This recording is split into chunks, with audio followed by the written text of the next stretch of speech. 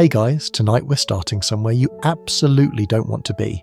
Lying in the dirt in the pitch-black chill of the prehistoric world, with no clothes, no words, no fire, and nothing but your own breath to remind you you're alive.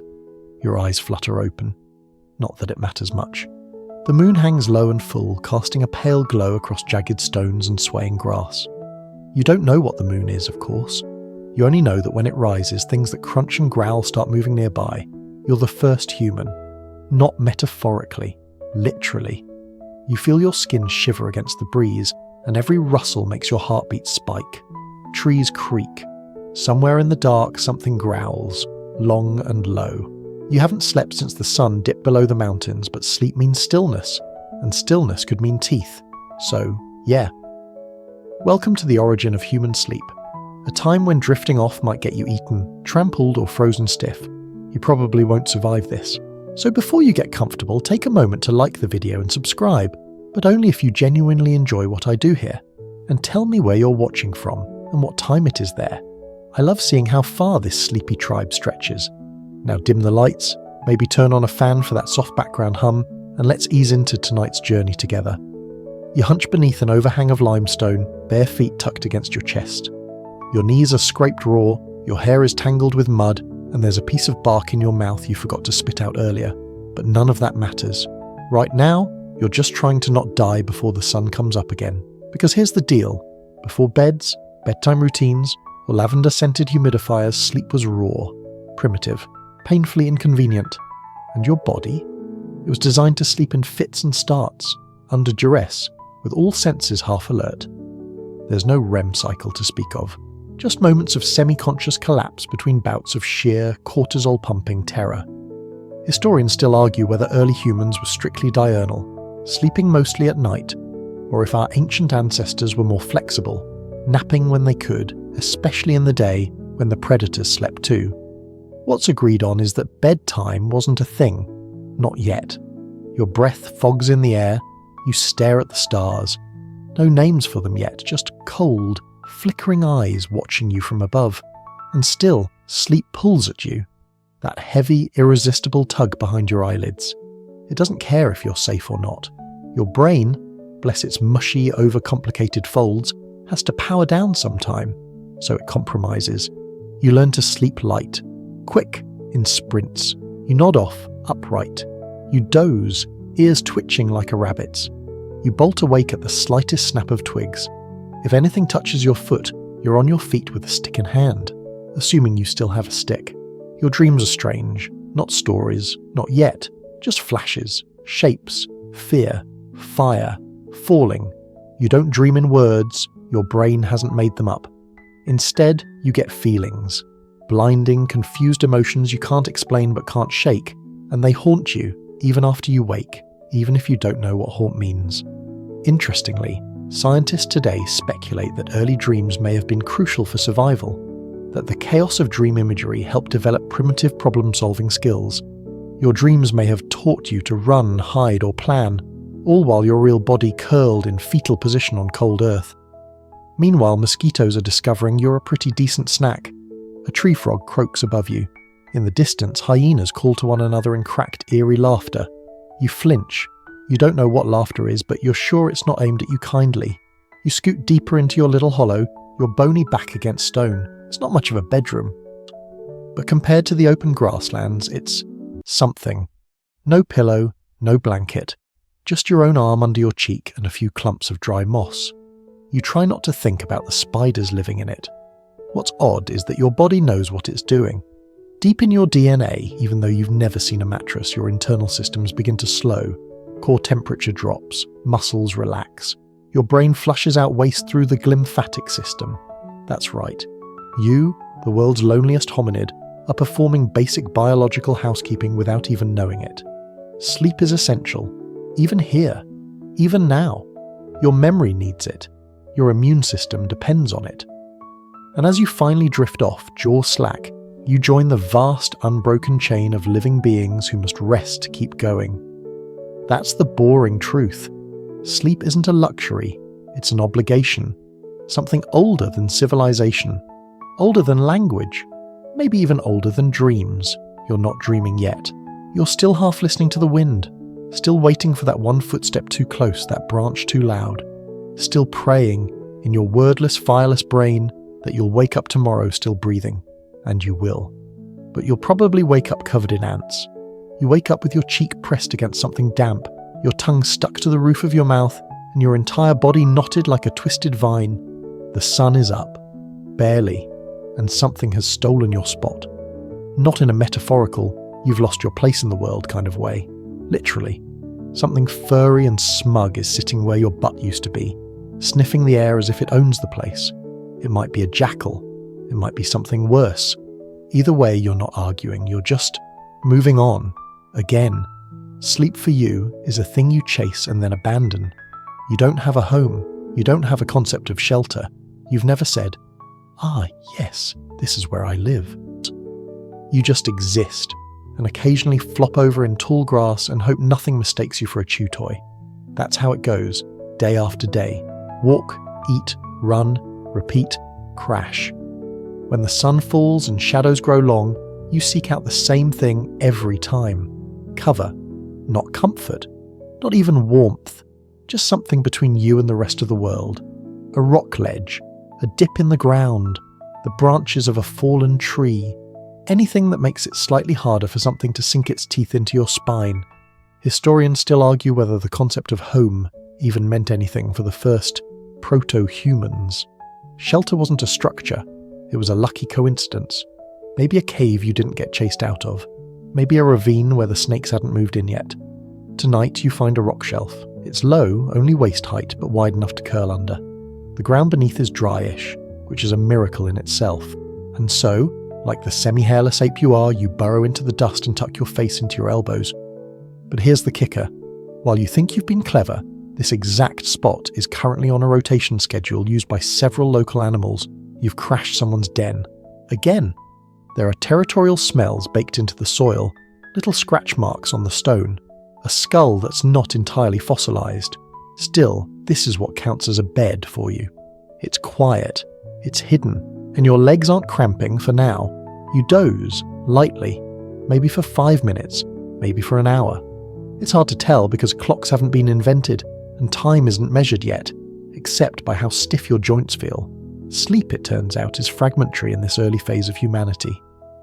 Anthropologists studying contemporary hunter-gatherer tribes found that people rarely sleep in long, uninterrupted chunks. Instead, it's little pockets here and there, interrupted by noise, hunger, weather, or anxiety. Sound familiar? Your modern brain might crave 8 full hours and blackout curtains. But your ancient biology, it's more like, take 5 and don't close both eyes at the same time. You're starting to nod off again when you hear it. A low scrape, a rhythmic huffing noise, heavy paws on loose gravel, your lungs stop, you don't move, you don't even breathe. Whatever it is, it's close. You smell it first. Wet fur, meat, something uncomfortably warm and organic. Then you feel it. The weight of presence, something sniffing, something exhaling against the side of your shelter. And this is why being the first human on Earth absolutely sucks. No one's coming to help. There's no house to run into, no shotgun under the bed, no neighbours to call. You're the only species with a brain this complicated and a body this poorly defended. You've got soft skin and slower legs. The only tool at your disposal right now is a rock, and it's mostly decorative.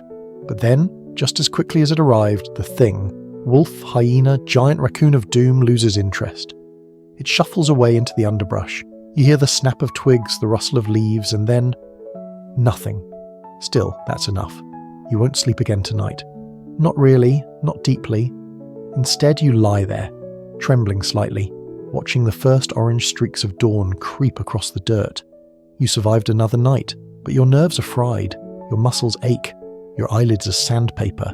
You're so tired, and you don't even have the vocabulary to say so. Here's a fringe theory that floats around. Some evolutionary biologists speculate that human intelligence, the very thing that separates us from other animals, was driven by our terrible sleep situation. In other words, we were so bad at sleeping safely that we had to outthink the problem. We developed tools, fire, and language to make sleep less deadly. Our big brains weren't just a flex, they were a survival necessity. So yeah, maybe this relentless search for safety, for rest, is what makes you human in the first place. As the sun warms the stone around you, you finally allow your eyes to close. Just for a few moments, long enough for your body to catch up, for your dreams to flicker, confused and flickery across your tired brain. And then, boom, something crawls over your leg. Ants. Again, you've walked all day again, or at least what you think is day. You don't have words for time yet. You just go when it's bright and stop when it hurts to move. Now the sky shifts from blazing white to a muted lavender grey, and your body does that thing it always does. It starts to slow. Eyes blink longer. Thoughts get watery. Your legs drag. There's no bedtime bell, no cozy pyjamas, just the sun saying, "Okay, that's enough flailing around, go lie in a bush."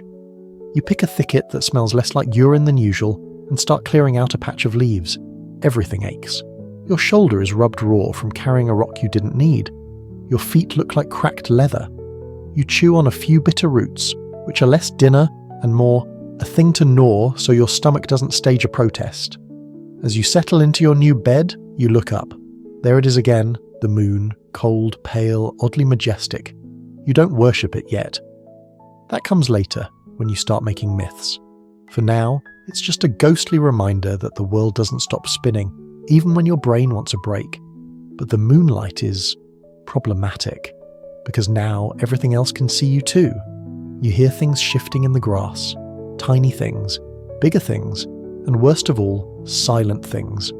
Sleep, in this world, isn't restful. It's strategic. You never really fall into it. You just drift toward it like you're peeking through a curtain. One flap open, one flap closed. One part of your brain dozing, the other still running on full predator alert. Scientists today call this unihemispheric sleep. It's how dolphins sleep with half their brain at a time so they don't drown. You unfortunately don't have that talent, but your early human version does something eerily similar. Your brain adopts a half-lit mode. You nap more than you sleep, always with your back to a surface, always facing the sound. Historians still argue whether humans evolved as light sleepers because of night predators, or whether it was social dynamics, like keeping track of a tribe, that made us restless snoozers. Either way, the result is the same. No blackout sleep for you. Just a foggy cycle of twitching limbs and quick jolts awake every time something moves wrong. And then there's the cold. Oh, the cold. The moonlight might be pretty, but it's also the herald of nightly frost. Your body doesn't hold heat well yet. You're mostly skin, not much fur. Your only warmth comes from curling up tight and pretending you're a rock. At some point in the night, your teeth start chattering so hard it wakes you up. Again, you curl tighter, you bury your face in leaves, and then, as your body fights for unconsciousness, you notice something. Again, your brain wanders, not far, just little flickers. A flash of a face you haven't seen, a shape that doesn't make sense, a weird feeling of falling into something deep and soft that doesn't exist in your waking life. These are the beginnings of dreams, primitive, shapeless dreams, the kind you can't explain, the kind that vanish the second you sit up, which you do, of course, because a bird screams above you, followed by the unmistakable crunch of something large stepping through twigs. You're awake now, fully. But that dream lingers. You can't shake it. It feels important, haunting, like it was trying to tell you something in a language you haven't invented yet. And that, right there, might be your first brush with imagination. It's wild to think about, but modern neuroscientists believe dreaming predates organized language, that it might have been the playground where thoughts rehearsed ideas, before words existed to pin them down. Dreams in this theory weren't just noise, they were simulators. Trial runs for emotions, for danger, for choices. So yeah, as weird as that nighttime falling sensation felt, it might have helped you not fall off a cliff the next morning. Your dream self tripped, so your real self remembered to step wide. There's even a fringe theory that our earliest myths began as misinterpreted dreams, visions passed along clumsily through gestures and grunts, eventually snowballing into stories about gods, monsters, and moral lessons, which is a poetic way of saying your nightmares might have started religion. Nice job, sleepyhead. You wait. The footsteps pass. You lie back down, head resting on a crooked arm, shoulder bone grinding into dirt. The moon's moved slightly. Your limbs are heavy again. But your brain is now buzzing with weird impressions of things that didn't happen, of places you've never been. You won't remember most of it, not clearly, but the feeling, this soft glowing confusion, stays with you. Eventually, slowly, your eyes close again. You're not fully asleep, not even close, but for a few seconds you're somewhere else, somewhere deep, somewhere you don't have to chew bark or dodge snakes, somewhere warm. And then a moth lands in your nose, because again, first human, no rights, no respect, just an endless loop of half naps and new irritations. Still, that glimpse of a dream, it felt almost worth it. You wake up confused, not scared, for once, just foggy. The ground feels familiar but also wrong, like someone moved it half an inch while you weren't looking. Your arms are asleep but your legs are twitching, and your jaws sore like you were chewing on something non-existent all night. That's the thing with your dreams lately. They've started to feel real. You're not just twitching anymore. You're reaching for things, climbing things, arguing with shapes that vanish the second you blink. The dreams are getting longer, richer, and deeply frustrating. Because the part of your brain that wants to tell someone, anyone, about them, that part doesn't exist yet. There's no language. You haven't even invented the idea of storytelling. You can't say, "I had the weirdest dream," because you can't say anything at all. So all you do is grunt and scratch your head and look out at the misty morning like it personally owes you an explanation. Later in human history, dreams will get their moment in the spotlight. They'll be seen as messages from gods, windows into the soul, or coded prophecies about your ex. But here and now, they're just weird brain static, uninvited, unshareable, and deeply inconvenient when there are berries to scavenge. Historians still argue whether the earliest hominids even understood the concept of dreams being different from reality. Were they confused by them? Afraid of them? Did they think dreams were a kind of spirit journey? Or just shrugged it off like, ugh, night brain doing its thing again? We may never know. But what is clear is that your brain is trying to multitask. It's processing your fears, your memories, your half-formed plans, all without your permission. And it's doing this while you're flat on your back, exposed, vulnerable, probably drooling. That's not great. Because in case you've forgotten, you still live in a world where everything wants to eat you. You get up slowly, brushing dead leaves off your chest and start walking. You don't have a destination. You never do. You follow the path of least resistance, where your feet don't hurt quite as much, where the air doesn't smell like predator pee. You pass a tree that looks vaguely familiar and realize you're probably circling your own footprints from yesterday. Again, the sun creeps higher, your eyes squint. Your body is awake, but your mind is lagging behind. Sleep deprivation is not a new invention. You're living proof. You are always tired, chronically, consistently. The line between waking and dreaming is blurrier than your vision right now. You stumble on a root, curse in a grunt, and nearly faceplant into a patch of thistles. Congratulations, you've invented morning grumpiness. You nap that afternoon under a tree, sitting upright, arms wrapped around your knees. It's not comfortable, but it's quick. A 20-minute power doze. No dreams this time, just blackout. And honestly, that feels like progress. One quirky tidbit here. Some researchers believe early humans had segmented sleep. 2 distinct phases in the night, with a waking period in between. During that twilight break, they might have told stories, made tools, or just stared at the stars and listened for predators. It's possible your ancestors weren't meant to sleep in a solid 8-hour block. They were built to drift in and out. Nap here, crash there, always ready to bolt. You don't know that yet, of course. You're too busy chasing a lizard with a rock. By the time the sun drops below the trees, you're beat, utterly fried. Your body aches in that deep, marrow-level way that comes from using muscles in ways evolution definitely didn't sign off on. You pick another half-decent hollow, a little dip between roots, padded with old moss, and drop in like a sack of regret. The stars come out.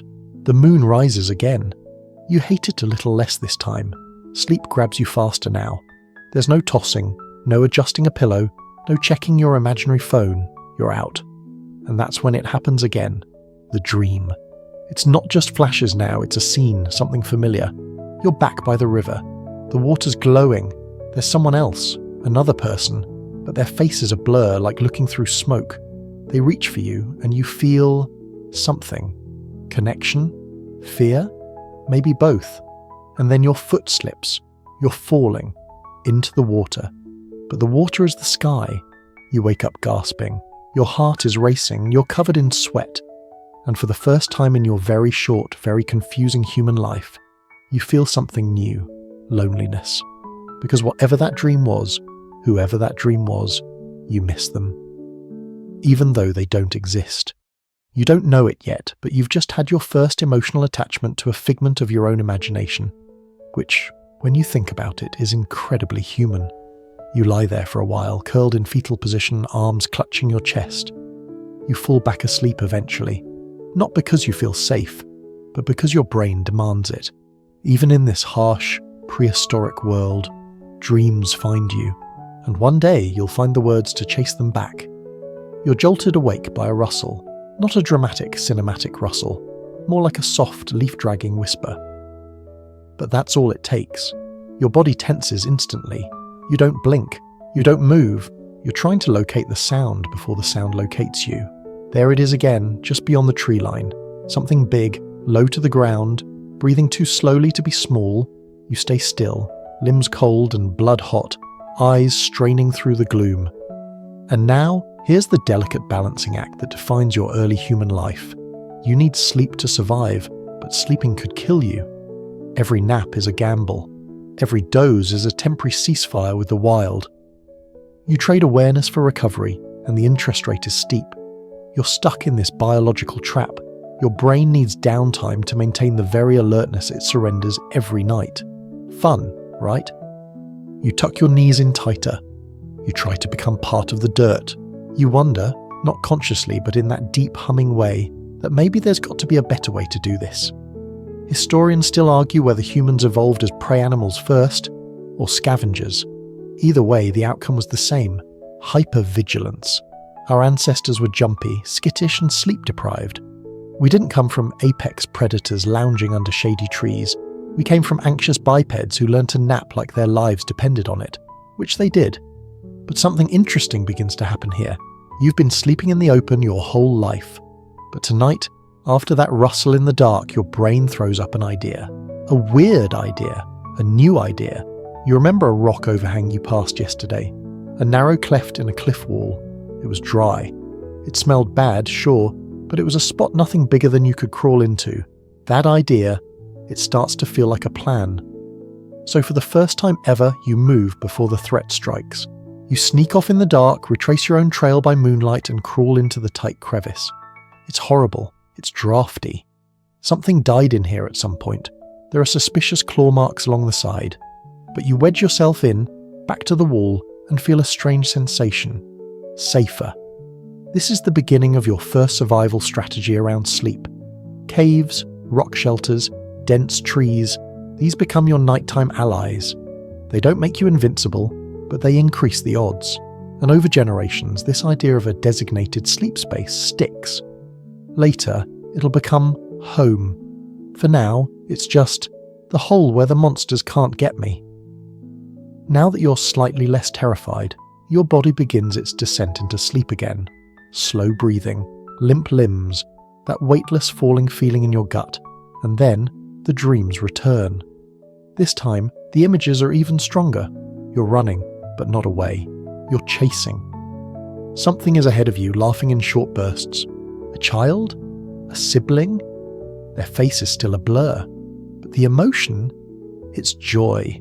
Pure, infectious joy. It's the first good dream you've had in months, maybe ever. Which is why it's such a bummer when you suddenly wake up to a spider crawling across your lips. You bolt upright, slam your head into the cave roof and spend the next 10 minutes spitting and coughing while hunched in fetal position. Nature is nothing if not humbling. The day drags by. You do what you always do. Wander, forage, drink questionable water. You find a dead animal and poke it a few times before deciding it's not worth the smell. Your legs throb, your shoulders ache. You're exhausted by late afternoon. So what do? You find another nap spot. Not out in the open this time. You're learning. You wedge yourself under a log, half covered in dirt, and let yourself drift again. It's a shorter nap, maybe 20 minutes, but you wake up with less pain in your joints. Your brain feels clearer, sharper. It turns out that humans weren't designed to sleep in one long chunk. We were made to nap, doze, and recover in patches. And it works. You start to figure that out instinctively. Another fringe theory even suggests that polyphasic sleep, the pattern of multiple short rest periods throughout a 24-hour cycle, may have been how humans first avoided predators and stayed mentally alert. So congratulations, you've just invented tactical napping. That night, you return to your spider cave. Not because it's great, but because it's predictable. And in a world where everything wants you dead, predictable is a luxury. As you curl into the familiar smell of damp earth and stale breath, you realize something else. This sleep isn't just functional anymore, it's transformative. You're not just surviving, you're processing. You're starting to imagine, to dream consistently, to wake with hazy feelings and distant ideas that, while inexpressible, are beginning to shape how you act during the day. The line between night you and day you is growing blurrier. But in a good way, you're not just reacting now, you're remembering, planning, evolving. One restless, itchy spider cave night at a time. Tonight, the world feels different. Not safer, never that, but quieter. Like something has shifted. The air's heavier. You crouch by a cluster of dry branches, clutching a long stick with a strange black lump on the end. You don't know it yet, but you're on the edge of the greatest sleep upgrade in human history. You're about to meet fire, or more accurately steal fire, because you didn't invent it. A lightning strike did, or a volcano, or maybe another creature stumbled across it and ran screaming into a bush. Either way, someone else found it first, and now it's your turn. You spotted it earlier, glowing between rocks, still alive from a smouldering tree. You didn't go near it then. It hissed, it cracked, it was alive, and alive things were dangerous. But now your curiosity wins. That's very on-brand for you. You creep closer. The heat is stunning. It kisses your skin without touching it. Your eyes sting. You grab a dry stick from the ground, poke it into the edge, and watch as it changes. The tip glows. Smoke rises. Your brain screams to drop it, but your fingers hold on. You've just invented the prehistoric version of a flashlight. You don't have a destination for it. You just run, stick flaring, feet pounding, until you find a familiar ledge and hunker down. And for the first time ever, you don't sleep in the dark. The flames spit and curl beside you. The shadows still shift, but this time, they retreat. Predators hesitate. Bugs retreat. The warmth seeps into your bones. You sit, eyes wide, watching the colours dance. Eventually, slowly, you curl up beside your stolen light and drift off. This changes everything. Fire is a turning point. It doesn't just keep you warm or cook food, it extends your day. You now have light after the sun. That means time to think, to share, to look into the eyes of others, and most importantly, to sleep without freezing to death. Historians still argue whether early humans mastered fire 1.5 million years ago, or closer to 400,000. But the effect it had on sleep is undeniable. Suddenly, nights weren't just danger time, they became usable time. You don't have language yet. But if you did, tonight you might have said, that was the first time I didn't wake up screaming. You do wake up eventually, not from fear, but because your fire went out. Your precious stick lies cold and blackened. Still, you're okay. You stretch, you yawn, you survive the night, again. The next evening you go back to the burned tree, you want more fire, you don't fully understand why.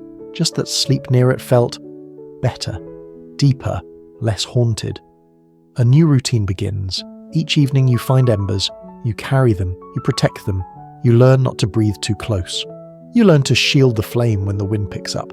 Eventually you figure out how to stack dry twigs and coax the flame back to life. It's clumsy, it smells awful, you burn your hand more than once, but it works.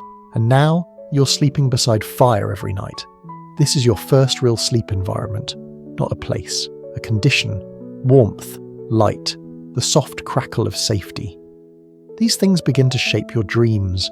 They even shape your schedule. You notice that with fire, you fall asleep more slowly. Your brain buzzes longer. Images flicker behind your eyes, even before you drift off. You're not collapsing into unconsciousness anymore. You're slipping into it, your first bedtime routine. One quirky study from modern sleep science suggests that firelight mimics the low blue light that tells our brains it's time to wind down. No one told you that, of course. You're just instinctively drawn to the glow. Your pupils shrink. Your heart slows. You feel still, Later humans will formalize all this. Circadian rhythms, melatonin, sleep hygiene. But you're already doing it, naturally, like a champ. Your tribe, if you can call it that, starts to copy you. Others gather near your fires, they sleep close. You start to notice the heat of other bodies as a bonus. You don't sleep alone anymore. This is new and weird. You wake up with someone's foot on your face. Someone else is snoring, loudly, and someone else is definitely drooling on your arm. It's a mess, but it's warm. Group sleep means group safety. More ears to listen, more eyes to watch. You rotate who stays up. It's not organized yet, just a feeling. You nap, they sit, they nap, you grunt back at anything suspicious. Eventually these shared fire nights spark something deeper. You start to mimic each other. Breathing slows together. Movements sync. If someone stirs, everyone stirs. It's like your brains are learning to talk without words. And maybe that's exactly what's happening. Modern researchers call this co-regulated sleep. It's still visible in families, dorms, even hospital wards. When people sleep in groups, they affect each other's rhythms subconsciously. It's not just about safety anymore. It's connection, emotional, biological, and now it's yours. Tonight you stretch out next to your fire. The stars blink overhead. Someone else snores softly beside you. Your face is warm. Your legs are cramped. You roll over, tucking a stick under your head, and exhale. You're not safe, not completely, but you're safer. You're not comfortable, but you're no longer alone. And as the first true sleep community begins to hum quietly around you, your eyes close, and your brain, soothed by flickering firelight, carries you gently down into the dark. It's just after dusk and you're already irritated. Someone keeps kicking you in the ribs. Someone else keeps muttering nonsense in their sleep. And that guy across the fire, loudest snorer in prehistoric history. You'd swear he's trying to summon something. Welcome to group sleep. Cozy, communal, and absolutely chaotic. You roll over with a grunt, yanking a dried tuft of grass over your shoulder like a blanket. It doesn't help. The baby across the pit lets out a sharp wail, then immediately goes back to sleep, having fully transferred their discomfort to you. This is your new normal. Once your little tribe adopted fire, sleep became a group activity. No more curling up in your private mud hole. Now it's a rotating mess of snoring, mumbling, twitching, and the occasional accidental elbow to the face. But also, there's something comforting about it. The warmth of so many bodies, the soft chorus of breath. You still wake up at every strange sound, but now someone else does too. And if one of you starts to doze off too deep, the others keep the fire alive, keep the noise low, keep the rhythm of the night moving. Historians still argue whether early humans had designated watchers, or if everyone just took turns naturally. Either way, the system worked. You survive the night not alone, but because someone else is breathing next to you. It's weirdly beautiful. Also, deeply uncomfortable. You don't have pillows. Your bed is a mix of moss, twigs, and someone's knee. Your sleep posture is laughable, half curled, one arm trapped under your chest, the other bent like a broken stick. You wake up with a beetle in your ear, but the fire stays lit, and somehow you're less tired than usual. Modern science calls this social thermoregulation. Basically, you all help keep each other warm, like penguins, but with worse hygiene. Over time, this group warmth allows your body to relax, to spend less energy keeping you alive and more energy dreaming, repairing, growing. One quirky theory even suggests that sleeping close together helped develop empathy, that shared dreams, shared sleep, and shared discomfort laid the foundation for our social bonds. You're starting to feel that. Last night, the snorer next to you whimpered in his sleep. You didn't know why, but you touched his shoulder, not for any reason you could explain, just instinct, comfort. And this morning he grunted something that may have been thanks or stop touching me, but either way, it was a moment. Sleep is changing you, and you're changing sleep, because now you don't just have dreams, you talk about them, not with words, not yet, but with gestures. You mimic the fall you felt, the shadow you saw, the strange laughter echoing through the trees.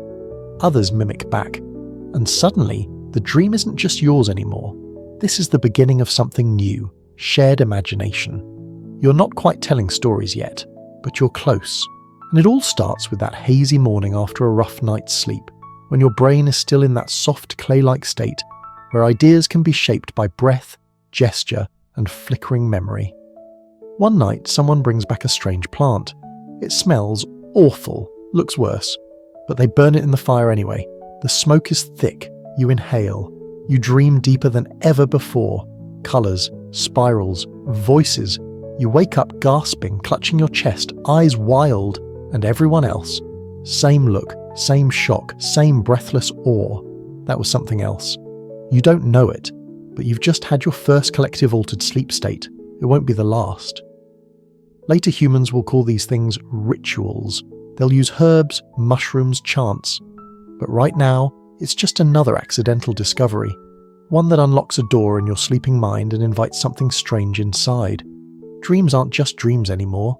They're experiences, shared ones. And soon they start to shape your choices. That place you saw in your sleep, you walk toward it. That shadow you dreamed of, you avoid it. Slowly, the line between dream life and daylight blurs, and your tribe starts to respect it. They listen when you wake up breathless. They notice patterns. They connect symbols. A bird in a dream becomes a sign. A fire in a dream becomes a warning. This is how belief systems begin. Not with rules, with sleep. You still snore, you still drool. But now, those moments of unconscious twitching have meaning. Maybe even power. And as you settle into your usual pile of limbs and grunts tonight, something new flickers behind your tired eyes. The sense that what happens after you close them might matter as much as what happens before. You fall asleep with someone's foot against your ribs, the fire pops, the stars shift above, and in your dream, you see a figure watching from the trees. You don't wake up screaming, you just blink and watch back. You wake to a pounding rhythm, not thunder, not footsteps. It's a sound you've heard before, faint and distant. But now it's close, just beyond the fire, coming from that person with the painted face and the necklace made of teeth. They're beating a hollow log with a bone, slowly, deliberately. Everyone's awake but no one moves. This is sleep too, or at least the edge of it. A state between wakefulness and dreaming, a ritual. The person, your shaman, though you don't have a word for that yet, doesn't speak. They gesture, throw herbs onto the fire. The smoke curls in strange, spiraling shapes. Your eyelids get heavy. This isn't just about rest anymore. Tonight, you're being sent into sleep, your first scheduled nap. Historians still argue whether early human rituals around sleep were purely spiritual or had practical goals, like calming everyone down or signaling the end of a long day. But this much is clear. As fire and tribe life grew, so did the power of symbols. And dreams, they were loaded with them. You sit cross-legged, heart slow, mind buzzing. The fire crackles, the bone drum keeps time. You inhale the sharp scent of the burned root. Your muscles soften, your thoughts get bendy, and then darkness. You don't just fall asleep, you descend. There are animals, faces, a voice that feels familiar even though it doesn't use words. You float, weightless. You see colours you don't remember seeing before. Not colours from daylight, colours made of emotion. Sad blues, rage reds, longing golds. You wake suddenly, everyone is still sitting. No one has spoken. But you know something happened. And when you lock eyes with the painted person across the fire, they know too. They nod. You nod back. It's not speech. It's not even a story. It's the moment where dreams become sacred. From here on out, your tribe begins to treat dreams like messages. Some people are better at them. Some wake up screaming and everyone gives them space. Others wake up smiling and get handed the best portion of meat. Sleep, which once just kept you alive, is now shaping your status. And of course, the shaman's dreams matter most. They sleep longer. They sleep apart. They use herbs, roots, smoke. They go into sleep like a hunter into the forest, expecting to return with something important. Sometimes they do. Sometimes they just drool and mutter. Either way, you listen. There's a night when a child has a dream about fire falling from the sky. 2 days later, a lightning storm rolls across the valley and scorches 3 trees. Coincidence? No one says that. No one can say that. But you all remember the dream. You carve it into bark. A stick figure with arms raised, jagged lines above. The first illustrated dream. You've invented dream documentation. It's not accurate, but it's enough. Sleep is changing. Again. It's no longer just an escape. It's a task, a source of meaning, a potential warning system. The tribe watches who dreams well, who wakes calmly, who says nothing at all. You don't speak of bad dreams, not anymore. You keep those in your chest like stones. You start to understand fear in a new way. Not just fear of predators, but fear of the unseen. The dreams that come for you again and again. The dark faces, the long shadows, the endless falling. One night the shaman gives you a lump of smouldering resin. You hold it in a hollowed stone while you sleep. You dream of fire again, only this time the fire has eyes. You wake up shivering. Later, while scavenging near the edge of the valley, you find a cave. Inside, claw marks, burned ash, and most notably a wall covered in soot-black drawings. You don't remember doing this, but part of you does. They're dream symbols, yours, others. You trace one with your finger, a spiral, a falling stick figure, a cluster of eyes. These aren't warnings, they're reminders. You're not just surviving anymore, you're building a map of the mind, of the night, of the impossible-to-name feelings that ride inside your dreams. And with every shared sleep, every vision whispered by firelight, you're laying the foundation for culture. Because the dream you had last night, it might change what the tribe does tomorrow. One quirky fact: among many indigenous cultures, dreams were and are considered collaborative. Dreaming isn't private. It's part of the group's wisdom. Everyone benefits. Everyone contributes. And somehow, you've landed there. Just by closing your eyes at the right time in the right smoke with the right person beating on the right hollow log. Tonight, you curl near the fire again. No one speaks. The smoke is thick. You hear the drum start once more. You let yourself fall, not because you're tired, but because you're ready. This is sleep as ceremony. You don't even notice it at first. One day, you just sit down and think, this spot's not so bad. Flat, dry, less pokey than usual. And then, almost without thinking, you clear the twigs away. Toss a few rocks aside, maybe lay down a big leaf or two. You curl up on your side, inhale and drift off. You've just made your first real bed. It's primitive, it's itchy. A colony of ants is moving in. But still, it's intentional, that's the difference. You chose to make a sleeping space, not just collapse wherever your legs gave out. Your brain is evolving past barely survive tonight toward optimized nap conditions. And in doing so, you've taken another giant step toward being, well, you. Historians still argue whether early humans deliberately crafted bedding as far back as 200,000 years ago, but evidence suggests some kind of bedding, layers of leaves, grass, even ash to keep bugs away, has been around longer than expected. It turns out the desire to sleep without a beetle in your ear is practically a human birthright. You start small, a patch of flattened reeds, a few sprigs of moss. Then you get clever. You dig a shallow dip to cradle your hip so you don't roll into a tree root every 5 minutes. Then you pile grass in layers, testing how much it takes to avoid touching the cold ground. This is prehistoric interior design. And of course, once you make a comfy spot, someone steals it. You come back from foraging to find a younger member of the tribe sprawled across your makeshift mattress, mouth wide open, drooling onto your moss. You grunt. You stare. You grunt again, louder. They do not move, so you make another bed, better this time, on a small rise where the wind cuts less. You learn to weigh down the edges so the grass doesn't scatter. You even create a shallow fire pit nearby to keep warm without rolling directly into flames. You've created a sleeping zone, and now others copy you. Soon there are several little nests around the fire, none too close, none too far, each one a little different. Some add sticks around the edges, some line theirs with feathers. One guy insists on sleeping half buried like a carrot. You don't ask questions, and for the first time, your tribe starts to associate places with sleep. One quirky theory suggests that this was the turning point for property, not in the legal sense, but in the emotional one, a place you return to, a space you made, your sleep spot. It matters to you. You notice when it's been messed with. You defend it. You feel weirdly proud of it. You even start leaving little objects near your bed, a shiny rock, a carved stick. Not tools, just things. Decorations almost. Not useful, but yours. You don't have shelves or nightstands, but you're getting close. Tonight the fire is low, The smoke curls lazily upward. You ease into your little grass pile, adjusting it just enough that your hip bone doesn't grind against a stone. You fold your arm under your head, you close your eyes, and you don't just sleep, you settle. There's a difference. You're not bracing anymore, not quite. You've created enough comfort, enough ritual that your body allows a deeper kind of rest, one with fewer jerky wake-ups and more actual dreams. And the dreams, they're evolving too. Tonight you dream of rain. Not the usual storm panic kind, but something slower, steady. You're standing under it, arms out. There's a rhythm, a beat. You wake up and find yourself tapping your fingers softly against your leg, like a memory you don't fully understand. That day you gather materials not just for food, but for sleep. Dry leaves, soft grasses, bark that smells good when burned. You build your bed before the sun goes down. That's new.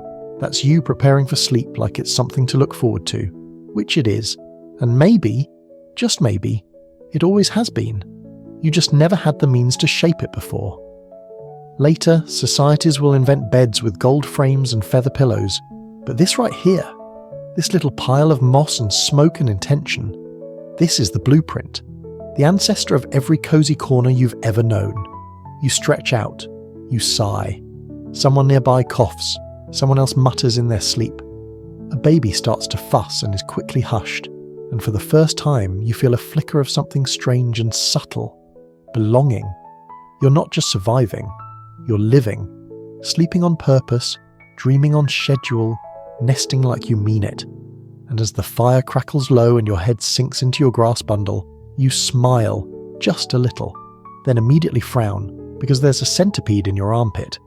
You've barely shut your eyes when the screaming starts. Not human screaming, something worse, high-pitched, wavering, like a flute being strangled in a thunderstorm. Every muscle in your body contracts, your arms whip out, your legs flail. Someone nearby yelps and falls out of their grass nest. The entire camp erupts into motion. It's nothing. Just a bird. But that's the problem. Now you're awake, and you don't want to be. Because lately, sleep has started to feel sacred, like a portal. And you were just on the edge of something beautiful, something glowing. And now, thanks to a feathered shriek beast, it's gone. You settle back down, grumbling in your own wordless way. The fire's died, the moon's high, and something in the darkness watches. You know it's not real, but try telling that to your racing heart. Your dreams have started to get strange, not just odd, but heavy, complex. There are people who don't exist, places you've never been, a giant with bark for skin, a river that flows upward. You wake feeling like you've seen something you weren't supposed to, and you're not the only one. Your whole tribe has started dreaming more vividly and whispering about it. Not in full stories, language is still mushy and limited, but through gestures, grunts, marks in the dirt. And one recurring image keeps coming back, the dark things, shadowy forms, long fingers, faces where faces don't belong, creatures with glowing eyes who wait just beyond the firelight. Are they real? No, probably not. But you don't take chances. You begin to sleep with a burning branch next to your nest. Others do too. The flames keep the night spirits back. Sort of. Historians still argue whether ancient myths of demons and monsters began as dream figures or real-world dangers exaggerated by sleep-deprived minds. But it's clear that fear of the night, the raw, gut-level terror of what lurks in the dark, was a foundational human experience. You live it every time your fire sputters out. One quirky fact. In many cultures, dreams were divided into clear and dark. Clear dreams were messages, helpful, inspirational. Dark dreams, dangerous, tied to sickness, madness, bad omens. You wouldn't have known the terms, but the feeling, oh, you definitely know the feeling. And your tribe has started taking it seriously. Tonight, the shaman walks the circle of sleeping bodies before everyone lies down. They scatter herbs, make strange signs in the dirt. Everyone watches, no one laughs. You're not even sure what they're doing, but when they finally sit and close their eyes, only then do you let yourself lie back down. The ritual has become the lock. Sleep is the door. And the night spirits? Well, they still rattle the windows. You dream of something tall and silent. It doesn't chase you, just watches. You walk through mist and there it is again. Closer this time. Still motionless, still watching. You try to speak, but the air is too thick. You raise a hand, it raises one back, and then you wake, soaked in sweat. You lie still, eyes wide. The fire's low, just embers now, but you're safe, technically. You tell no one about the dream, but you draw the figure in the dirt anyway, just a rough shape. A tall body, long arms, a round head with no face. Someone else sees it and adds to it. 2 eyes, one large, one small. You grunt, surprised. They grunt back. You don't speak the same language, but you've had the same dream. Now things are getting weird. The tribe starts comparing symbols, who saw what, when, where. The shaman listens, nods, adds markings to their ritual log, scratches in bark, rings of stones, small totems tied with sinew. You begin to map your dreams, collectively. It's primitive psychology, prehistoric myth-making. You don't know what you're building, but the blueprint is clear. Fear, puls, sleep, pulsed, memory, just culture. Night no longer belongs just to animals and silence. Now it has rules, meanings, beings. You tell yourself they're just in your head, that the long-fingered thing crouching by the tree was just another weird flicker from your twitchy brain. But still, you don't sleep facing the woods anymore, and neither does anyone else. Sleep has become a battleground. Between logic, what little you have, imagination, which is expanding, and fear, which hasn't gone anywhere, you still need to sleep. But now it's something you prepare for, with fire, with rituals, with placement. You sleep close to others, back to the fire, face to the open, and always with one hand near a rock, just in case. The clouds move slowly overhead, stretching across the sky like worn linen. You're lying flat on your back, grass mat crinkling beneath you, your fingers absently playing with the edge of a smooth pebble. You're tired, but not exhausted. Hungry, but not starving. It's rare, almost suspicious. There's no fire yet, no urgent motion around you, just the gentle lull between daylight and dark, the golden hour. And tonight, for once, you're not collapsing from sleep. You're choosing it. This is new. For most of your short, scratched-up life, sleep has been reactive, something that happens when your body gives out. But lately the tribe's changed. You're staying near water, there's food in a shared pile, there's enough shelter to take turns resting without a full-scale panic every 15 minutes. And with this strange new stability comes something you've never experienced before: timing. You now sleep at night, mostly, intentionally. You start to notice when the sun dips and shadows stretch. It becomes a cue, a soft nudge.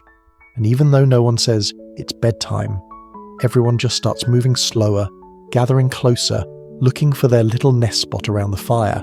You're learning how to align your body with the sky. One quirky anthropological observation. In pre-industrial societies, the concept of clock-based time didn't exist. But that didn't mean they were chaotic. Instead, people followed environmental signals, the colour of the sky, the angle of shadows, the feel of the air. These weren't vague impressions, they were the day's rhythm. Your rhythm. Tonight you feel it in your bones. You stretch, yawn, which starts a chain of yawns around the group, and lie down as the first logs catch. Someone adds green leaves to the fire, on purpose. The smoke rises slowly, thick and soft. It keeps bugs away. It also smells like mint and wood rot, which is better than usual. You watch as the stars appear, first one, then a scatter, then the whole messy canvas, and your mind, like a flickering wick, begins to quiet. But sleep doesn't come immediately, not anymore. Now there's a gap, a waiting period. You lie still, eyes open, heart slow, thoughts drifting like mist. This in-between time is oddly precious. You think about the river, the hill you climbed today, the strange flat stone that looked like a face, and then without warning, you're asleep, only to wake up 3 hours later. At first it's disorienting. You blink. The fire's still going. Barely. Everyone else is asleep except one figure sitting up, tossing more wood into the flames. They look half dreaming themselves, staring at the embers like they contain secrets. You don't move, you just watch. This is first sleep. You don't know it yet, but you've just slipped into a sleep pattern that will dominate humanity for millennia. Historians still argue whether segmented sleep, 2 major sleep phases broken by a period of wakefulness, was the original human rhythm or a later adaptation. But evidence from medieval writings, tribal societies, and even lab studies suggest that waking up in the middle of the night used to be totally normal. And in this wakeful hour, strange things happen. You think, you fidget, you relive a dream. You remember something you meant to do today but forgot. Maybe you quietly move a rock to mark that memory. Maybe you whisper to someone else who's also awake. No one speaks loudly. It's not that kind of moment.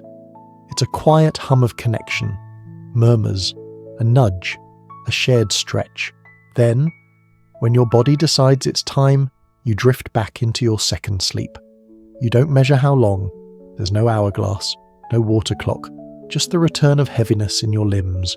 Your eyelids droop again, and you sink peacefully this time into the second round of dreams. And these ones, they're different, slower, fuller, less fragmented. You dream of walking through tall grass, but the grass is golden. Each blade whispers your name. You bend to listen, and the world turns soft like breath on a mirror. You wake at dawn, peacefully. There's no panic, no animal snarling, just the quiet hush of other bodies rising one by one like a tide. And now, something even stranger happens. You start planning your next sleep. Not because you're exhausted, but because it feels good.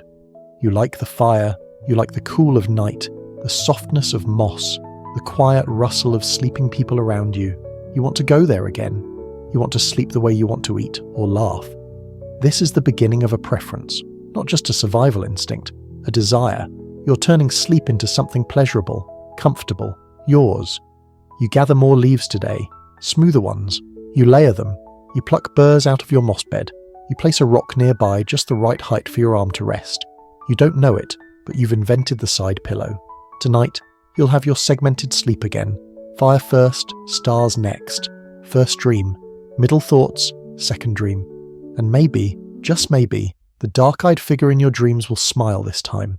You open your eyes slowly, expecting the now familiar smudge of dawn light and the low muttering of someone failing to start a fire.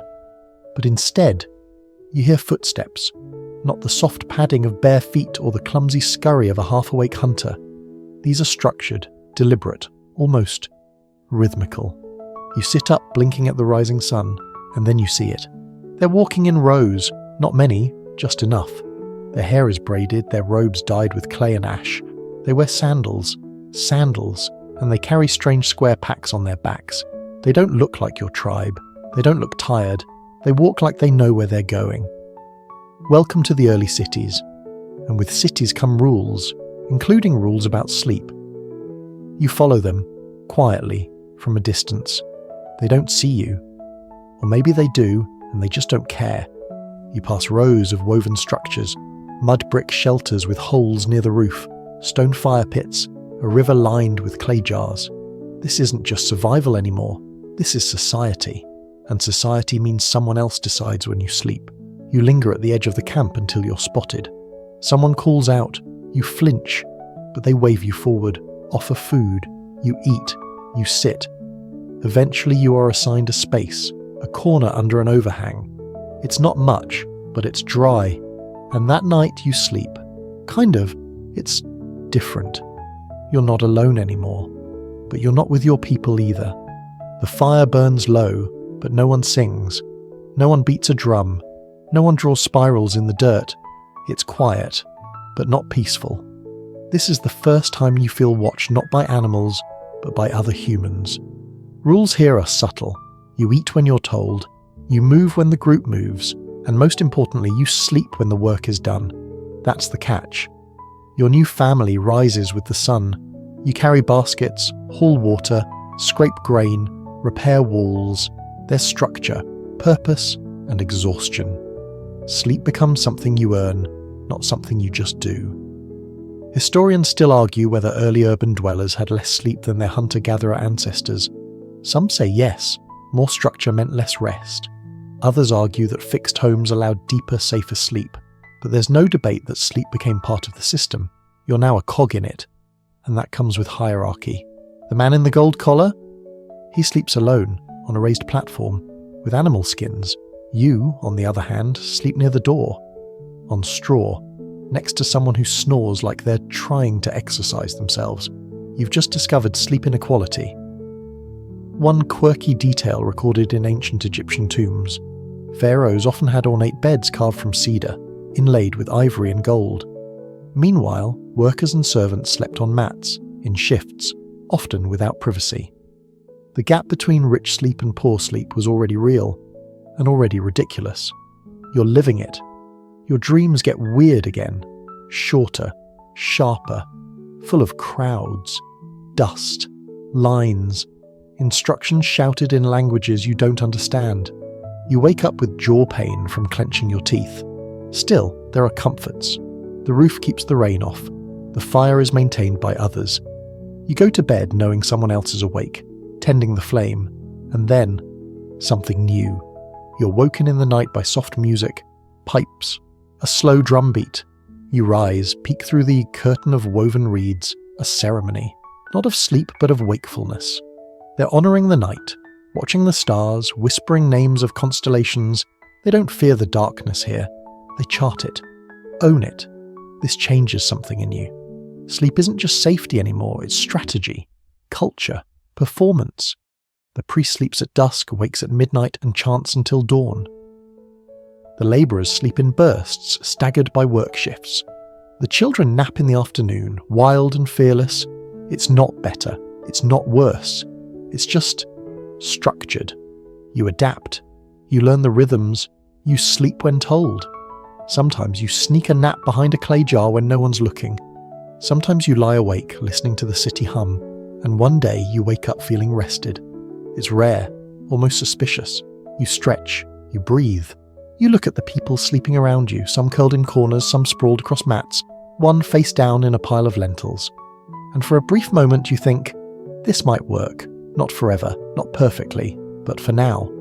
You've traded freedom for routine, and while it's strange, it's no longer terrifying. You dream of water running uphill, of pyramids made of feathers, of a man with a golden headpiece who places his hand on your brow and says something you can't understand. When you wake, the sun is just cresting the horizon, and for once you don't rush to stand, you savour the stillness. Because sleep, however controlled, is still yours. Even here, you lie in bed, staring at the ceiling. Not the sky, not anymore, a real ceiling. Heavy, timbered, groaning softly in the night air. Somewhere nearby, a torch crackles. Your room smells like oil, leather, and overripe fruit. Outside, people are still walking, still talking. It's the middle of the night, and you're wide awake. Welcome to Rome. You're no longer in the world of hunter-gatherers or firelit tribes. You've upgraded to civilization's bustling, chaotic heart. Paved roads, bathhouses, wine, theatre, bureaucracy, and insomnia. So much insomnia. It turns out being part of an empire doesn't make sleep easier, it just makes your life noisier. Even this late the city murmurs. Dogs bark. A cart rattles over cobblestones. Someone yells something about figs. You can't see them, but you can picture it. 3 floors down, some neighbour arguing with a seller at the 24-hour fruit stall. You sigh and roll over. The bed beneath you creaks. It's wooden, lumpy, stuffed with something that may have once been straw but now just feels like rocks in a cloth sack. You miss your moss. This sleep situation is starting to feel performative. You're in a room. You're supposed to be asleep, but your brain won't cooperate. You toss. You think. You toss again. Sleep in ancient Rome was already a scheduled inconvenience. You go to bed late because of dinners that last 6 hours.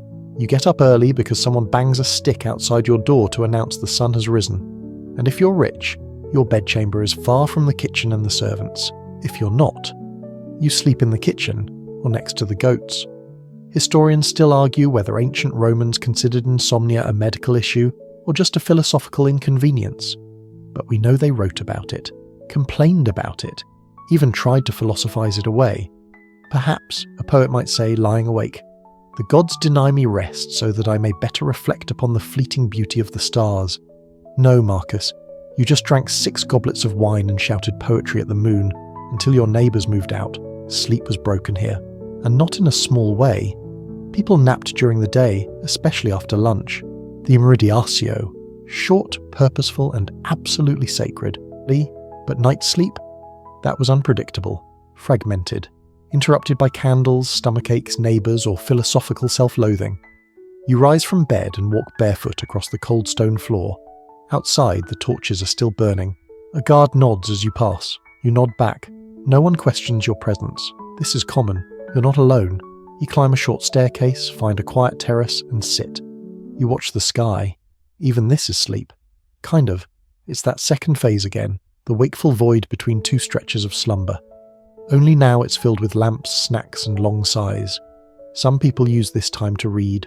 Others write letters. Some just walk, processing dreams or anxieties, or the questionable oysters they had for dinner. One quirky historical note. The Roman writer Pliny the Elder recommended eating lettuce before bed to induce sleep. But not too much, or you might wake with heaviness in the stomach and poetic urges. This period of insomnia isn't just tolerated, it's expected. Built into your day like taxes and toga folding. Eventually you return to bed. Not with enthusiasm, but with hope. You lie flat. You count the tiny cracks in the ceiling. You listen to the creak of wood settling, the sigh of a pigeon on the windowsill, the plip-plip of water leaking from a badly sealed jar, and then, slowly, sleep takes you, just for a while, long enough to dream. This time, it's a mosaic, a giant tiled room. Every tile is a face, some familiar, some unknown. They all turn toward you at once and open their mouths. You wake up gasping. Again. And now, it's nearly dawn. There's a whisper of light against the window cloth. A distant bell tolls. The city is about to wake up officially. You didn't really sleep, not fully, not deeply, but you got something, a fragment. And maybe, in this world of letters, scrolls, and relentless dinner parties, that's all you get. You throw on your tunic, stretch your sore limbs, and step outside as the first street vendors begin their chants. Another Roman morning, another half-rested heart. You wake up, and it's still dark. Not middle of the night dark, but that thick, muffled kind of blackness that smells like wood smoke and stew and damp stone. You're in a room the size of a cupboard, under 3 layers of wool blankets that smell faintly of mutton, and you're very aware of how much pie you ate before bed. Welcome to medieval Europe, where no one actually sleeps through the night. The church bell hasn't rung yet, so you know it's not morning, but you're definitely awake, and so is half your village. Your neighbour is already up whispering a prayer. Downstairs, someone's stoking the fire, and you're lying there, full of meat and regret, very much not asleep. This is the golden age of segmented sleep, a pattern so normal it had a name: first sleep and second sleep. People expected to wake up in the middle of the night, not because of stress or insomnia, but because that's just what humans did. Historians still argue why this rhythm was so common. Was it a leftover from prehistoric patterns, a response to artificial lighting, or the lack thereof? Or maybe it was just practical. If you're going to burn your only logs for heat, you might as well use those hours of flickering light. One quirky medieval custom during this midnight gap: gossip. No, really. People would rise, tend the fire, relieve themselves in the chamber pot, say a few prayers, and then talk.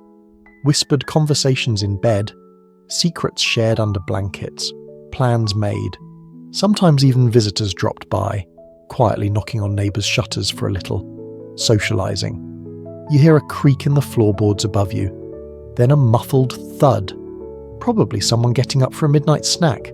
That's another thing. They don't not eat in the middle of the night here. If you're wealthy, maybe it's a wedge of cheese and bread soaked in warm ale.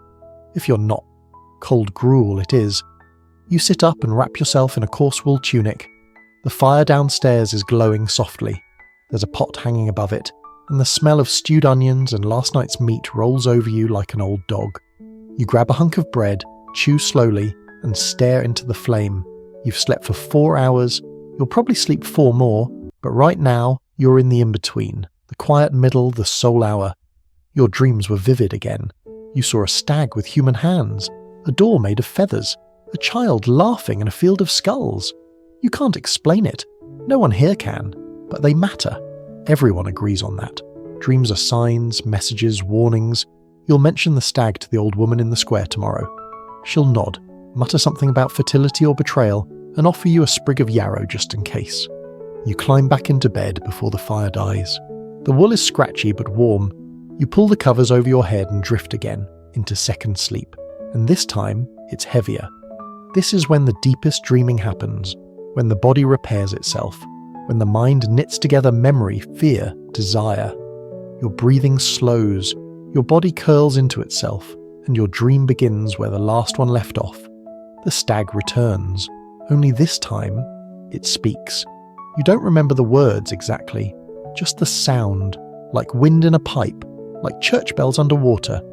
You wake to the bell tower tolling 8, a deep metallic groan that shudders through the wall. People are moving, horses clop outside, a baby cries next door, the town is waking up, and your second sleep is over.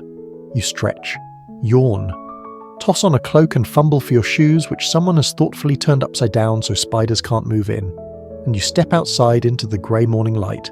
There's no coffee, no alarm clock, just the taste of fire on your tongue and the lingering hum of a dream you can't quite shake. You walk past the chapel, a woman is lighting candles inside, a man nods at you from a cart piled with hay. You both look tired, but in that soft, used way, like you did sleep. Not all at once, not perfectly, but enough. This rhythm suits you.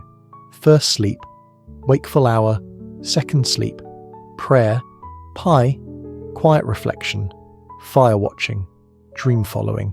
You think maybe this isn't so different from how it's always been, just dressed in stone walls and church bells instead of mammoth bones and open skies. Tonight, you'll eat your stew, say your prayers, curl into your straw-stuffed mattress and drift once again into the velvet gap between sleeps. And if the stag comes back, this time you'll ask it a question. You're kneeling on cold stone, head bowed, eyes burning with sleep. The room is dim, lit by a single flickering candle that's mostly wax and not much light. Around you, rows of tired figures sway gently, robes rustling like leaves. Someone coughs. Someone else lets out the kind of slow, muffled yawn that sounds dangerously close to a moan. You are in a monastery, and you are fighting a war against sleep. It's the middle of the night, and you've been called to matins, the first of many monastic prayer sessions that dot the entire 24-hour cycle. This one's around 2 a.m, because apparently that's when God is really paying attention. You don't argue, you chant, sort of. You mumble syllables in a Latin you barely understand, your voice joining the thin murmur of others, forming a sleepy, half-melodic drone that bounces off the stone walls like a spell cast by someone who's just barely conscious. This isn't rest. This is ritual. You've taken vows, poverty, obedience, chastity, and unspoken but definitely included, unreasonably complicated sleep schedules. Historians still argue whether monastic sleep patterns were meant to deepen spirituality or simply imitate angelic vigilance. But whatever the reason, the effect is very real. Your body is a ship trying to stay afloat in a sea of interrupted sleep cycles. You went to bed around sunset, slept for a few hours, got up, prayed. Now if you're lucky, you'll stumble back to your cell and catch another fragment of rest before the next bell rings, and God help you if you fall asleep mid-chant. Because yes, there are consequences. One quirky record from a Benedictine monastery describes a sleepy monk who was doused with cold water after snoring through a homily. Another was made to kneel on dried peas as penance for nodding off while copying scripture. That's right, medieval monks invented the world's first workplace disciplinary system for napping too hard. You shuffle back to your cell, body stiff, mouth dry. The candle stub you're carrying drips hot wax onto your fingers. You don't flinch. You've done this too many times to flinch. Your bed is a wooden plank, literally, a hard surface with a thin layer of straw and a wool blanket folded neatly at one end. No pillow, no mattress, just a slab to keep your soul humble. You lie down, not with comfort, but with intent. Sleep is not pleasure here, it's obedience. You're not supposed to love it. You're supposed to use it wisely, sparingly, like a holy resource. 8 hours? Unthinkable. That's indulgence. You sleep in intervals, short, rough, and never quite enough. But, and here's the twist, you start to like it. Not the exhaustion, not the ache in your joints or the sudden whiplash when you jolt awake in the middle of a psalm, but the rhythm, the order, the steady echoing pattern of waking, praying, resting, waking again. It's reliable. The world outside may be chaos, plague, famine, war, all the usual medieval amusements, But in here, inside these cold stone walls, your sleep is a discipline. And eventually it shapes your dreams. They're less chaotic now, more structured. You dream of open books, golden letters glowing in the dark, of towers stretching into clouds, of voices that sing in languages you don't know but understand completely. Your second or third sleep of the night brings visions of peace, quiet forests, rivers of ink, rooms of candlelight and parchment. You wake up changed, not rested exactly, but oriented. Every breath, every blink, every bone-deep sigh is part of something bigger. Even your dreams feel organized now, as if your subconscious has joined the monastery too. You spend your day copying scrolls, gathering herbs, tending the garden, preparing the chapel. But part of your mind is always holding space for the next rest, the next glimpse into the sleeping world that somehow feels more orderly than this one. And on rare occasions, when the night is still, the chant is steady, and no one's being splashed with cold water, you fall into sleep right where you sit, not out of disobedience, but as if some divine force pulled you downward into the quiet again, just for a moment to show you something. You wake up seconds later, heart calm, breath even. The line between waking and dreaming blurs, and maybe that's the point. Maybe, in this cloistered world of bells and robes and echoing halls, sleep isn't a separate part of life. It is life, tucked between psalms, woven into silence. A prayer of the body that no one hears but everyone understands. You lie in bed, but you're not alone. Around you, the air is thick with incense. There's a candle flickering at your feet. A wooden cross hangs overhead. You try to ignore the rats scurrying behind the walls, or the soft wheezing of the person 2 pallets down who hasn't opened their eyes in 2 days. You're in a medieval sick house. And sleep is no longer just something you need. It's something you fear. Everything smells like smoke, sweat, and vinegar. You're wrapped in a scratchy wool blanket. You're not sure if it's to keep you warm or keep your limbs from shaking too much.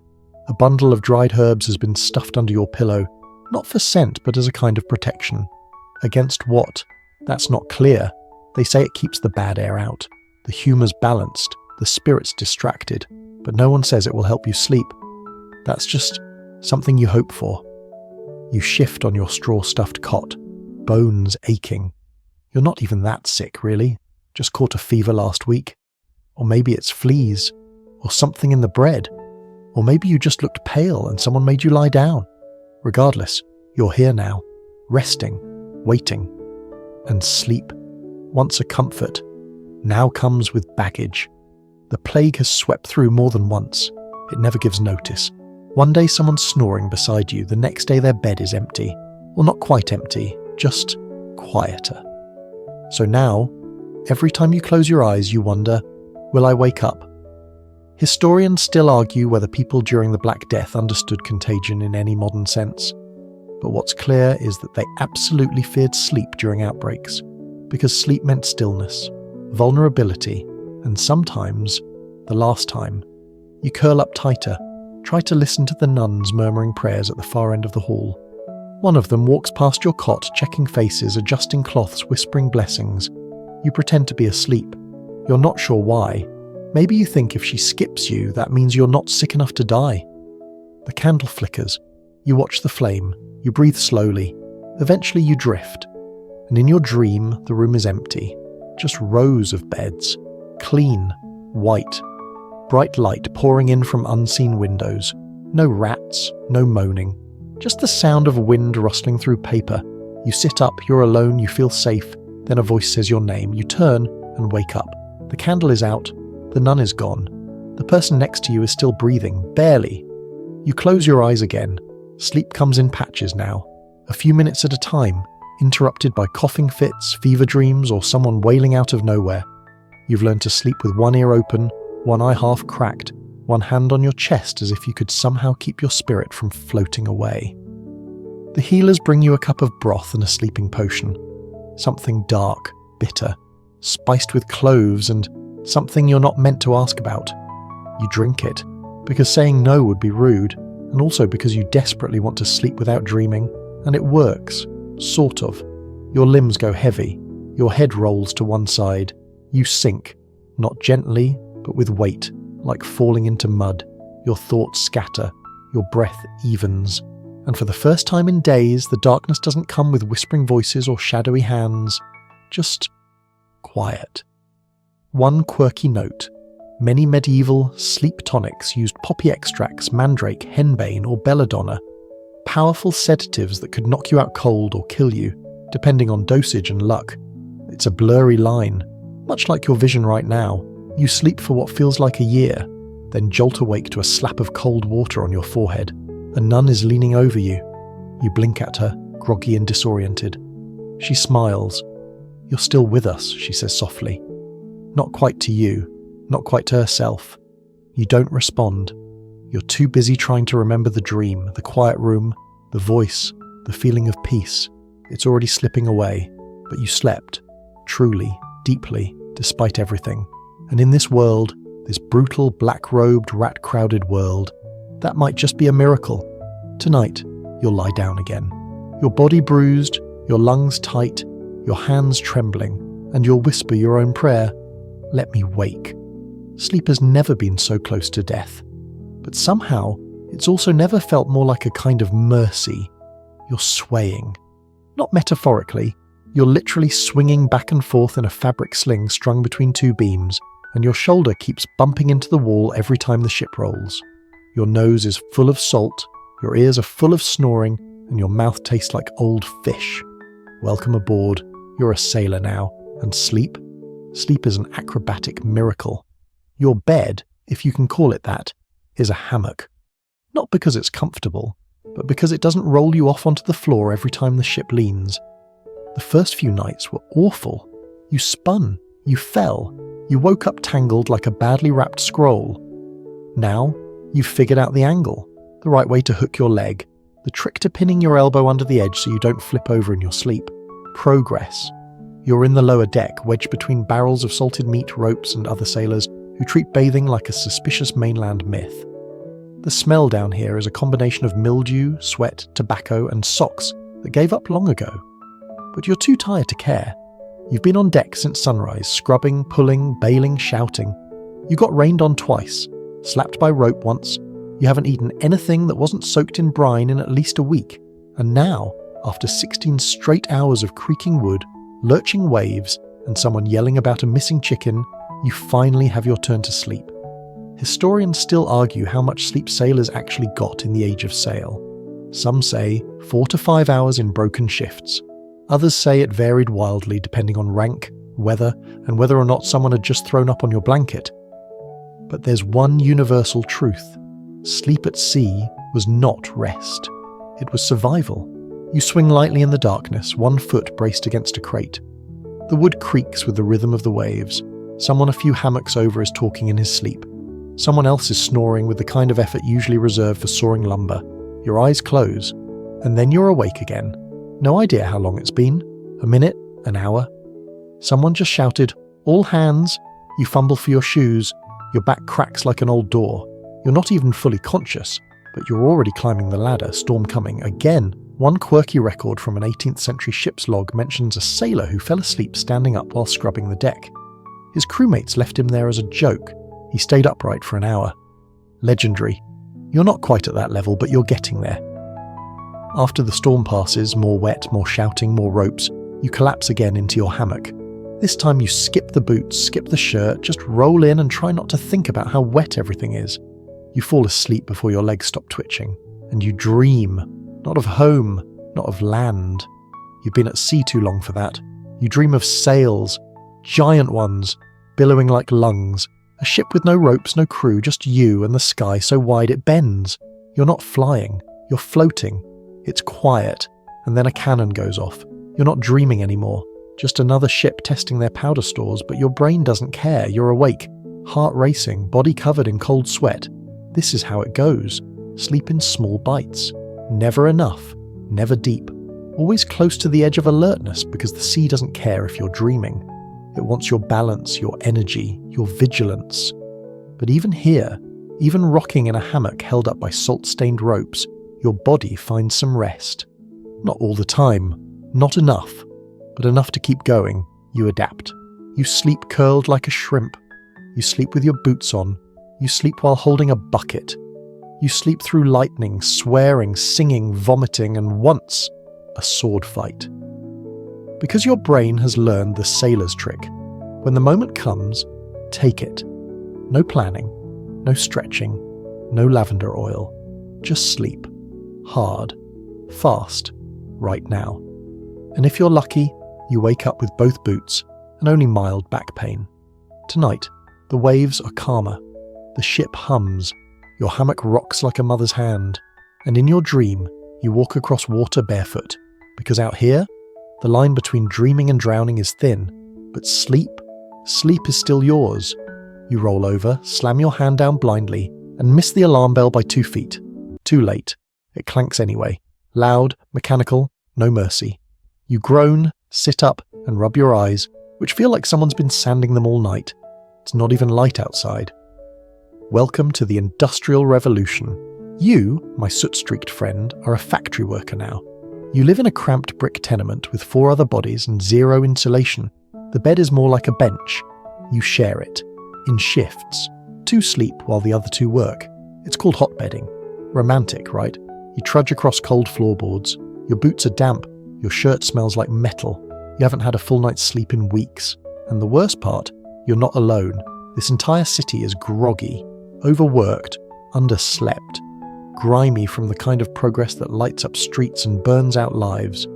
Historians still argue whether industrialization shortened the human lifespan primarily through pollution, dangerous machinery, or just plain exhaustion. But there's no debate on one thing. It broke our sleep. Before this, people followed natural rhythms.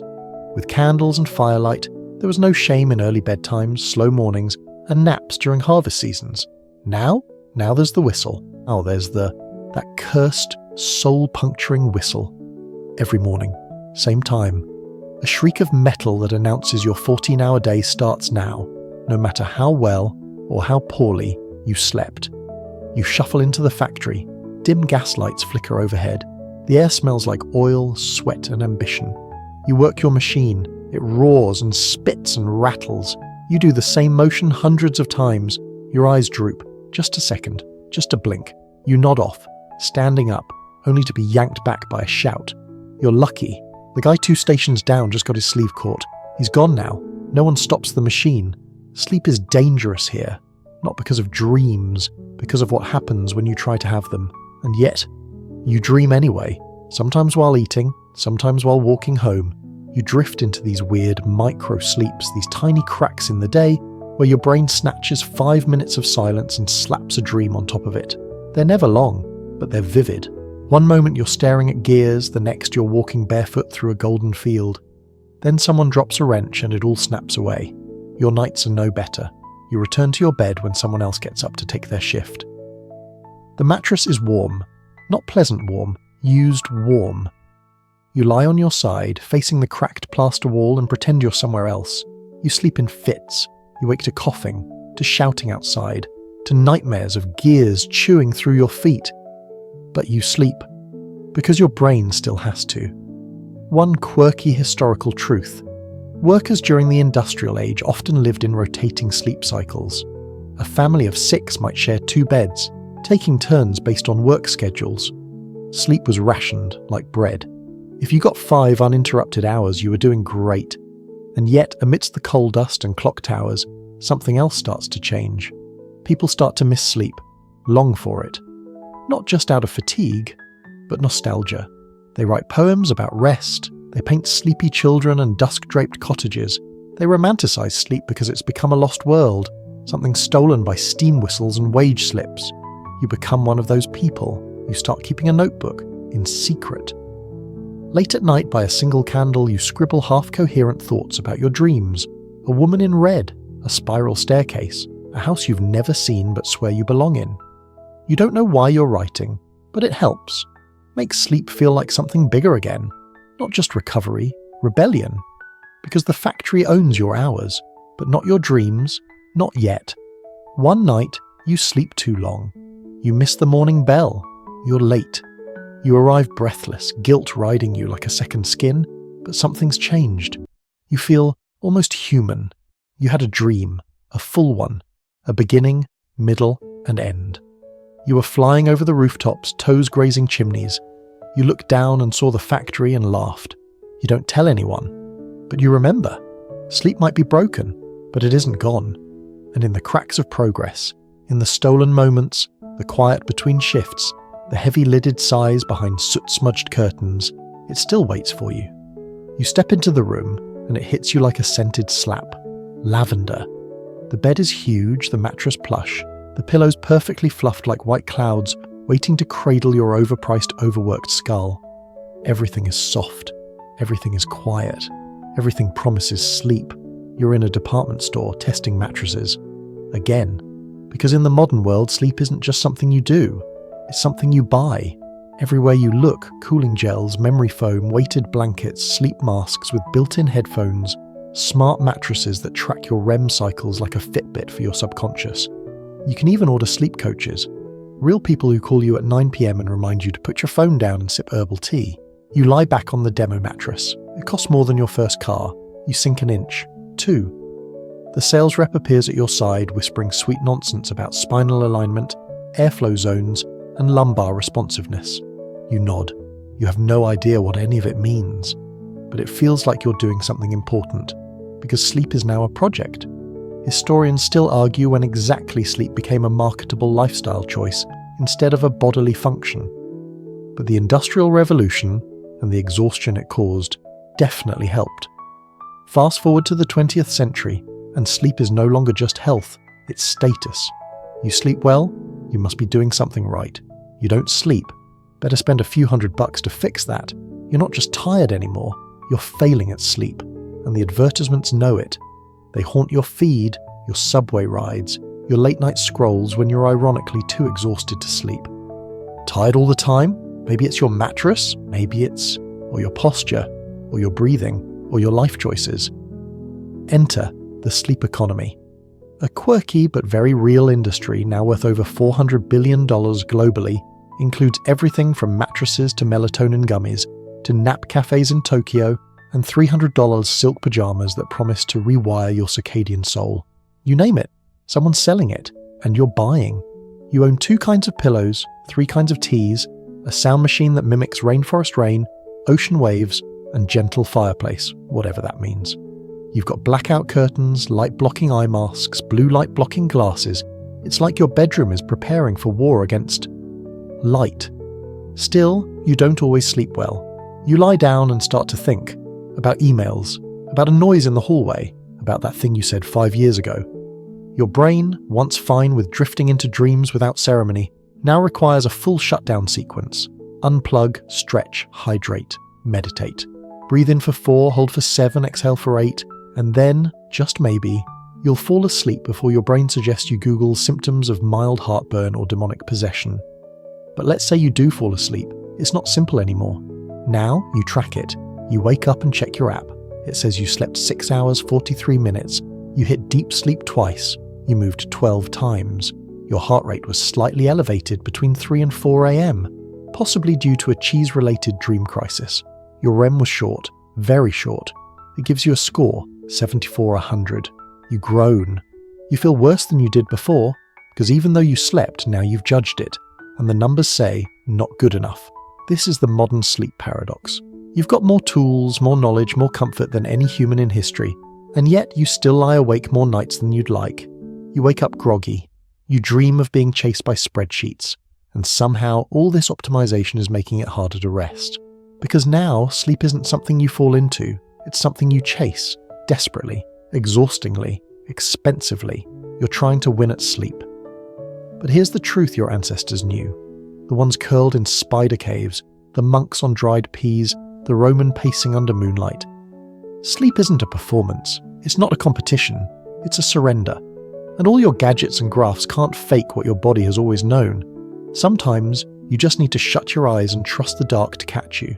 Tonight you close the apps, you turn off the ambient glacier rainstorm noise, you lie down, and for once you don't try, you just let go. And sleep returns, not because you earned it, but because you finally stopped earning anything. You lie in the dark, absolutely still. Your bed is perfect. Ergonomic, hypoallergenic memory foam that hugs you like a lover who's read the manual. You've optimized everything. No caffeine after 2 p.m. But blackout curtains sealed like a bank vault, your phone on sleep mode across the room, your smartwatch dutifully pulsing its wind-down vibration through your wrist. And yet, you're awake. Again. Your eyes are closed, your body is tired, but your brain has other plans. It replays a conversation you had this morning, then one from last week, then one from 8th grade. It cycles through deadlines, articles you didn't finish, texts you haven't replied to, laundry you haven't folded. And somewhere in all that digital chatter, a thought slips through. What if this is just how people are now? It's not a bad thought, just heavy. You carry it into your mattress like a rock tucked under your ribs. Because here's the thing, even with 6,000 years of sleep history, you're still wired like a cave person trying not to die. Your ancestors didn't have alarms or blue light or Twitter arguments at 2 a.m. They had wild animals and mysterious dreams and fireside yawns. But biologically, you're still them.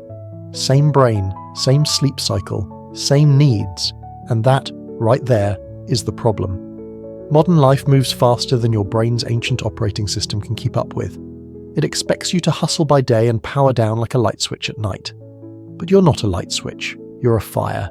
You flicker, you fade, you flare up at midnight because someone mentioned your name in an email.